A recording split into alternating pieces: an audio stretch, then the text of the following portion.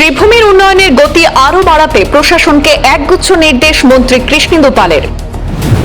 উন্নয়নমূলক প্রকল্পের অগ্রগতি নিয়ে বিভিন্ন বিভাগের সঙ্গে আলোচনা করলেন মন্ত্রী কৃষ্ণেন্দু পাল।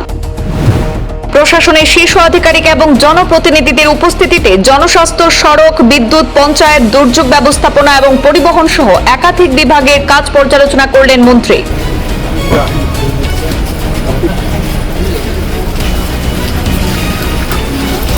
আজকে এই যে আমি এখন বললাম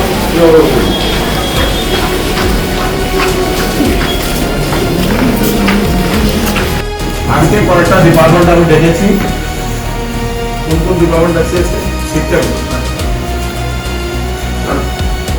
যেহেতু মাননীয় মুখ্যমন্ত্রী জেলার চলমান উন্নয়নমূলক প্রকল্পগুলির অগ্রগতি পর্যালোচনা এবং জনপরিষেবা আরও কার্যকর করার লক্ষ্যে আজ সোমবার শ্রীভূমি জেলায়ুক্ত কার্যালয়ের সম্মেলন কক্ষে এক দীর্ঘ পর্যালোচনা বৈঠক করেন রাজ্যের জনস্বাস্থ্য কারিগরি, পার্বত্য এলাকা এবং বরাক উপত্যকা উন্নয়ন বিভাগের মন্ত্রী কৃষ্ণেন্দু পাল। বৈঠকে জনস্বাস্থ্য কারিগরি বিভাগ, জেলা পরিষদ, বিভিন্ন উন্নয়ন খণ্ডের বিডিও, এপিডিসিএল, এনএইচআইডিসিএল, রাজস্ব ও দুর্যোগ ব্যবস্থাপনা বিভাগ, পঞ্চায়েত এবং গ্রাম উন্নয়ন বিভাগ, জেলা পরিবহন দপ্তর সহ বিভিন্ন বিভাগের আধিকারিকরা অংশ নেন।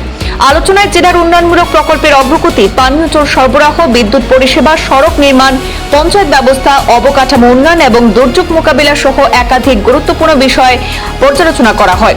মন্ত্রী কৃষ্ণেন্দু পাল সংশ্লিষ্ট দপ্তরগুলিকে চলমান প্রকল্পগুলির কাজ নির্ধারিত সময়ের মধ্যে সম্পন্ন করার উপর জোর দেন।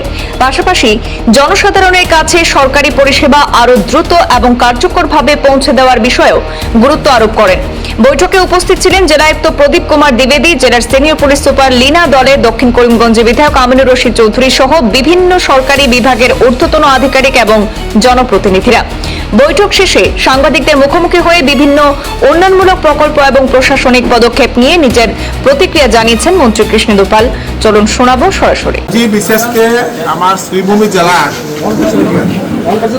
একটা রিভিউ মিটিং ডিজাস্টার ম্যানেজমেন্টের ওপৰত লৈছোঁ আৰু বিশেষকৈ কমিউনিকেশ্যন, রোড কমিউনিকেশ্যন আপনারা সকলে দেখিছে যে আমার সর্দার মুখ্যমন্ত্রী মহোদয় আমার বরাক উপত্যকা ডেভেলপমেন্ট ডিপার্টমেন্টের দায়িত্ব দেওয়ার পিছত আমি গোটেই বরাক উপত্যকাৰ যাতে কমিউনিকেশ্যনটো আমি আৰু ভালকৈ বজাই তুলিব পাৰোঁ তাৰ কাৰণে প্ৰত্যেকটা এৰিয়াৰ কি কাম কেনেকুৱা কৰিব লাগে ডিপাৰ্টমেণ্টৰ লগত থৰলি ডিছকাশ্যন।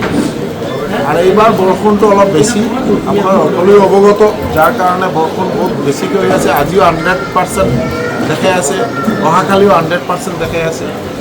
বরষুণের পিছত আমার শ্রীভূমি শহরের রাস্তার কামটো স্টার্ট হব। এনএইচআইডিসিএল অলরেডি এৱাৰ্ড কৰি দিব 2-4 দিনেৰ ভিতৰত।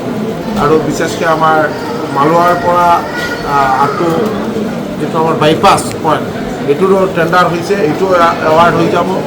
আৰু আমাৰ তাৰপিছত ষ্টেজ বাই ষ্টেজ এনএইচআইডিচিএলৰ প্ৰত্যেকটা কাম অলৰেডি এৱাৰ্ড সোনকালে দিব, তাৰপিছত কামটো ষ্টাৰ্ট হ'ব। কিন্তু আপুনি সকলোৱে সহযোগ আৰু সহায় সহযোগ কৰিব লাগিব।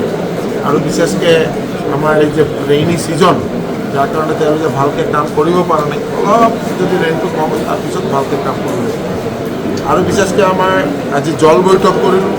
আমাৰ যিটো দায়িত্ব আছে জল জীৱন মিছন, জনস্বাস্থ্য কাৰিগৰী বিভাগ, সকলো ঘৰত যাতে বিশুদ্ধ খোৱা পানী যোগান ধৰিব পাৰোঁ 55 লিটাৰ পাৰ পাৰ্চন, যাৰ কাৰণে আমাৰ যিটো জল জীৱন মিছনৰ প্ৰকল্প এইটো যাতে খুব ভালকৈ ৰান কৰে, পৰিচালিত হয়, তাৰ কাৰণে এটা মিটিং পাতিছোঁ। আৰু এই ডিষ্ট্ৰিক্ট ৱাটাৰ এণ্ড চেনিটেশ্যন কমিটিৰ চেয়াৰমেন হ'ল ডিচি, ডিষ্ট্ৰিক্ট কমিশ্যনাৰ। তো ডিচিৰ লগত কথা বাৰ্তা পাতি আমাৰ জিলা পৰিষদ সকলোৱে যাতে এটা টিম হিচাপে কাম কৰে তাৰ কাৰণে আলোচনা হৈছে। আৰু এছ বি এমৰ ওপৰতো আমি আৰু বিশেষকৈ ধ্যান দিব লাগিব। স্বচ্ছতা আৰু বজাই ৰাখিব লাগিব, পৰিষ্কাৰ পৰিচ্ছন্ন কৰি তুলিব লাগিব আমাৰ শ্ৰীভূমি চহৰখন বা গোটেই জিলা। যাৰ কাৰণে আজি আমি এটা থৰলি ডিছকাশ্যন হ'ল, মিটিং হ'ল পাৰ্ট বাই পাৰ্ট। নেক্সট টাইম মিটিং কৰিম হেল্থ এণ্ড এডুকেশ্যন, কারণ প্রত্যেকটা ডিপার্টমেন্ট যদি থরলি রিভিউ করা মিনিমাম 1-1.5 ঘন্টা টাইম লাগে, যার কারণে আজি বিশেষকৈ 4টা ডিপার্টমেন্টের উপর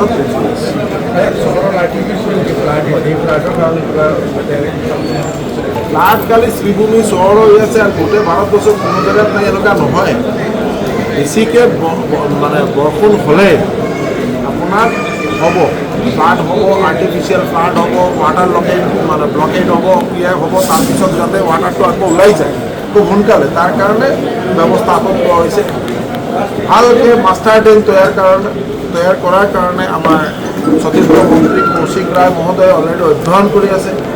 আমাৰ টাউন এণ্ড কাণ্ট্ৰি প্লেনিঙৰ জৰিয়তে গোটেই শ্ৰীভূমি চহৰৰ কাৰণে এটা মাষ্টাৰ প্লেন তৈয়াৰ কৰিব, তাৰপিছত ফেজ বাই ফেজ কামটো হ'ব।